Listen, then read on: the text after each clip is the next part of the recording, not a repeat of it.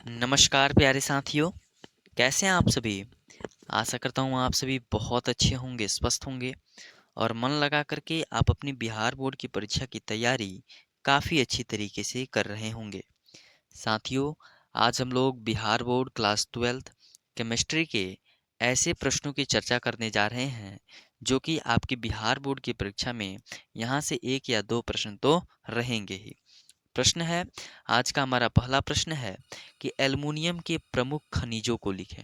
यह प्रश्न साथियों ऑब्जेक्टिव की दृष्टि से तथा सब्जेक्टिव की दृष्टि से भी काफी महत्वपूर्ण है। अधिकतम बार सब्जेक्टिव में यह प्रश्न आ चुका है।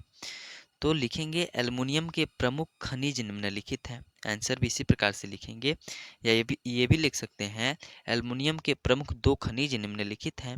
पहला बॉक्साइट, जिससे का सूत्र Al2O3 इंटू 2H2O होता है, और ऑप्शन बी यानी कि दूसरा क्रायोलाइट, और इसका सूत्र Na3AlF6 होता है। तो इस प्रश्न को आप लोग जरूर याद कर लीजिएगा। चलिए अब अगले प्रश्न की तरफ बढ़ते हैं और आपका अगला प्रश्न है, संक्रमण धातु रंगीन लवणों का निर्माण करता है, क्यों? जो संक्रमण धातु होता है वह रंगीन लवणों का निर्माण करता है, क्यों? उत्तर लिखेंगे, निम्न ऊर्जा वाले डी कक्षक से इलेक्ट्रॉन का उत्तेजन जब उच्च ऊर्जा वाले डी कक्षक में होता है तो उत्तेजन ऊर्जा का मान अवशोषित प्रकाश की आवृत्ति के संगत में होता है। सामान्यतः यह आवृत्ति दृश्य प्रक्षेत्र में उपस्थित होती है। संक्रमण धातुओं के डी ऑर्बिटल के विघटन में दृश्य प्रकाश का जो भाग उत्सर्जित होता है, धातुएं उन्हीं के संगत से रंग प्रदर्शित करती हैं। ठीक है, चलिए अगला प्रश्न है आपका। यह प्रश्न तो काफी महत्वपूर्ण है साथियों कि द्विक लवण किसे कहते हैं, उदाहरण द्वारा समझाएं। साथियों, हम बहुत ही कम समय में लगभग सभी विषय का डेली सब्जेक्टिव प्रश्न लेकर के आते हैं जो कि आपकी बिहार बोर्ड की परीक्षा के लिए काफ़ी महत्वपूर्ण होता है। और हम ऐसा दावा करते हैं कि आपकी बिहार बोर्ड की परीक्षा में लगभग जितने भी प्रश्न आएंगे उसमें से अधिकांश प्रश्न जो होंगे वो हमारे द्वारा कराए गए गेस प्रश्न से ही होंगे।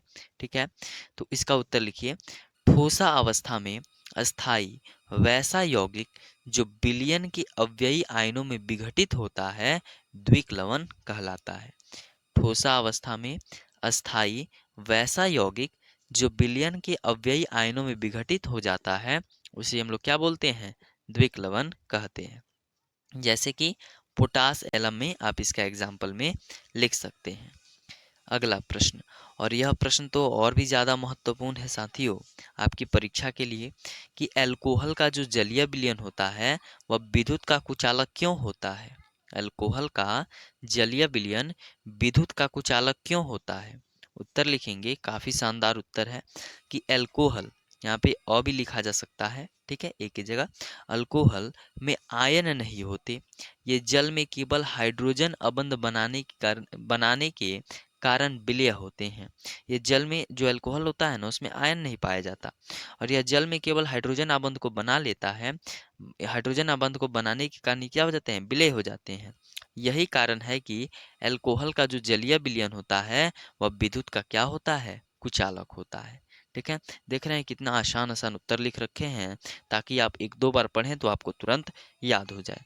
चलिए आज का अंतिम प्रश्न है कि बहुलीकरण को परिभाषित करें। बहुलीकरण किसे कहते हैं? तो उत्तर भी लिखेंगे अब काफी शानदार कि बहुलीकरण एक रासायनिक प्रतिक्रिया है जिसमें दो या दो से अधिक छोटे छोटे अणु जुड़कर बृहद अणु का निर्माण करते हैं, उसे ही हम लोग क्या बोलते हैं, बहुलीकरण कहते हैं। क्या?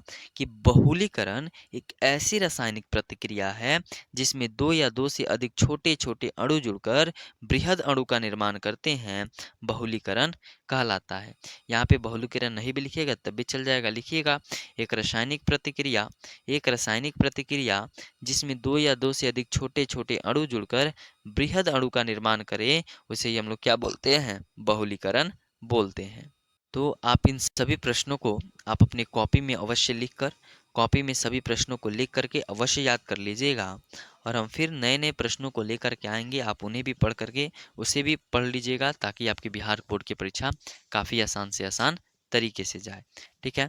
चलिए मिलते हैं अगले वीडियो में, और अगले वीडियो में हम लोग और भी नए प्रश्नों की चर्चा करेंगे। बहुत-बहुत धन्यवाद।